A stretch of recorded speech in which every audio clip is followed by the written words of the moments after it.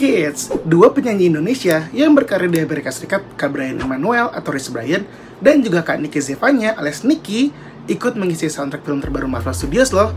Lagu Kak Brian dan Kak Niki Zevanya mengisi soundtrack film Shang-Chi and the Legend of the Ten Rings. Album yang berjudul Shang-Chi and the Legend of the Ten Rings, The Album, menggait 88 Rising sebagai produser eksekutif. Nih, sekedar informasi ya, Kak Brian dan Kak Niki masuk dalam label rekaman musik Amerika Serikat, 88 Rising. 88 Rising sendiri merupakan agensi musik bagi penyanyi Asia dan Asian Amerika. Album tersebut dirilis di seluruh dunia bersama nama tulisan Global Film Marvel Studios Shang-Chi and the Legend of the Ten Rings pada tanggal 3 September kemarin. Nggak hanya Rich Brian dan Niki, album tersebut juga turut melibatkan penyanyi dan rapper ternama lainnya. Nama-nama tersebut seperti Anderson .Paak, Swae Lee, Jhené Aiko, Mark Tuan, Swae T, Audrey Nuna, Guap 4000, Warren Hu, KC21 Savage, Rick Ross, DJ Snake, dan deretan penyanyi lainnya. Para musisi ini berkolaborasi dengan sutradara dari film Shang-Chi, Destin Daniel Cretton, yang menjadi produser eksekutif. Proyek musik ini menghadirkan deretan generasi terbaru penyanyi Asia dari seluruh dunia. 88 Rising menggunakan latar belakang San Francisco yang sekaligus menjadi latar dari film tersebut nih kids. Layaknya film Shang-Chi, album soundtrack ini juga mengacu pada tema yang universal tentang keluarga. Menurut pendiri 88 Rising, Sean Miyashiro, album ini ingin membawa para penyanyi untuk bersatu dan menceritakan kisah tentang cinta sejati dan kenangan saat seorang tumbuh dewasa, serta menceritakan mengenai kedekatan seorang anak dengan seorang ibu yang selalu ada untuk anaknya. Album ini juga merupakan bentuk apresiasi untuk pengorbanan dan dedikasi para ibu yang senantiasa memberikan kita, anak-anaknya, kesempatan untuk menjadi orang yang lebih baik. 88 Rising menghubungkannya album ini dengan tema dari film itu sendiri, yaitu tentang keluarga dan keberanian. Wah, keren banget ya kids. Siapa yang sudah dengerin lagu ini? Atau ada yang udah gak sabar untuk nonton film ini? Nah, sebelum nonton, yuk kita lihat ulasan dari trailer film Shang-Chi and the Legend of the Ten Rings berikut ini. Kids, siapa penggemar dari superhero Marvel? Pasti sudah penasaran dengan film Shang-Chi and the Legend of the Ten Rings kan? Tenang aja, ada kabar baik nih. Seperti yang kita ketahui, Shang-Chi masuk fase 4 setelah Marvel menamatkan cerita dari film Avengers. Setelah diundur selama 1 tahun, Marvel sudah mengumumkan tanggal rilis film ini yang dijadwalkan tayang pada 3 September 2021 ini.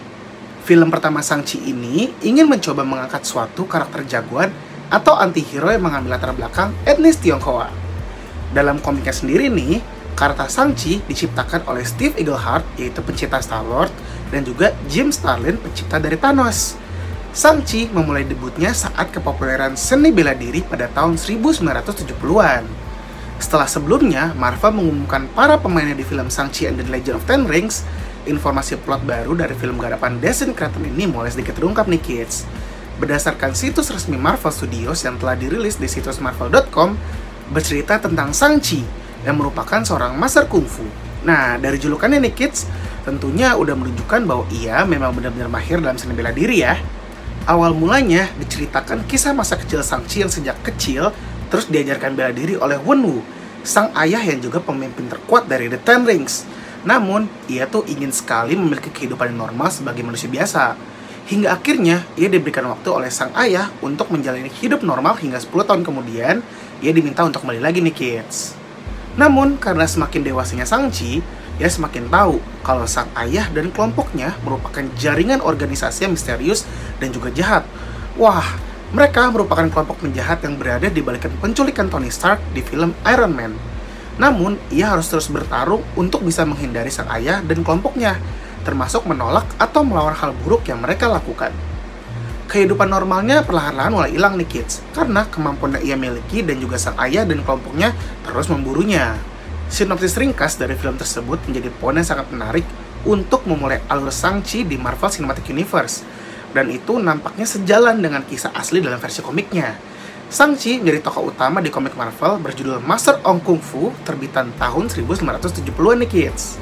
Ia mempunyai kekuatan bela diri luar biasa, di mana Shang-Chi harus melawan ayahnya yang jahat yang bernama Fu Manchu. Kemampuan bertarung Shang-Chi diasah oleh desakan ayahnya yang menginginkan anak itu menjadi seorang penjahat. Namun pada akhirnya, Shang-Chi memberontak dan berbalik menyerang keinginan ayahnya.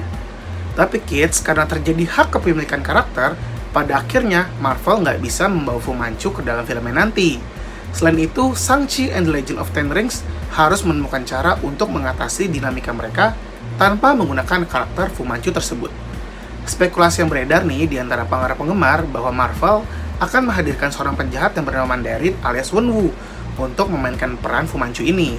Karakter Shang-Chi dalam film ini diperankan oleh Simu Liu. Kemudian karakter Fu Manchu digantikan dengan karakter Mandarin yang diperankan oleh Tony Leung. Lalu ada Awkwafina dan pemain hebat lainnya yang akan bergabung. Jika benar nanti di mana Marvel memakai Mandarin sebagai penjahatnya, maka nggak menutup kemungkinan akan ada hubungannya dengan film Iron Man nih kids. Selain dimainkan oleh pemain-pemain yang keren nih kids, kabarnya salah satu pengisi soundtrack film ini juga nggak kalah keren. Beredar kabar kalau penyanyi asal Korea Jackson Wang akan menjadi salah satu penyanyi yang mengisi soundtrack film ini. Wah, semakin wow aja kids ya. Siapa nih yang udah nggak sabar nontonnya? Kita tunggu tanggal 3 September 2021 nanti ya.